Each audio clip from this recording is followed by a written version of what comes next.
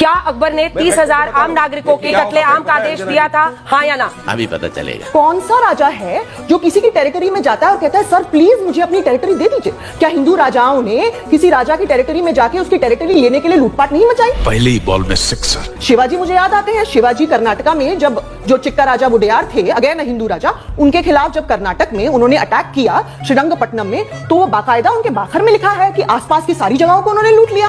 फिर आप चोलास को ले लीजिए, कह दो कि ये झूठ है। छत्रपति शिवाजी महाराज और उनकी जो लेगेसी है उसको पूरा देश नतमस्तक होकर सलाम करता है। इसलिए मैं आपसे बस एक रिक्वेस्ट कर रही हूँ, कुछ भी ऐसा ना बोले ताकि लोगों की भावनाओं को ठेस पहुंचे। नहीं, मैं बिल्कुल फैक्ट्स पे बात बोल रही हूँ। फैक्ट्स से अगर किसी को ठेस पहुंचती है तो it's a very unfortunate thing. बात तो सही है। मेरा प्रश्न सिर्फ इतना है कि देखिए यहाँ पर भी राजा थे और सब अपना साम्राज्य फैलाने के लिए युद्ध लड़ते थे, लेकिन जब विदेशी यहाँ पर आकर आक्रमण करके यहाँ पर लोगों को स्लेव बना रहे थे या जजिया उनसे ले रहे थे, आप दोनों को एक तराजू पर कैसे रख सकते हैं? अभी मजा आएगा ना भिड़ो। सबसे पहली बात तो अगर विदेशी मारे तो वो ज्यादा गलत और देशी मारे तो कम गलत, ये मैं नहीं मानती हूँ।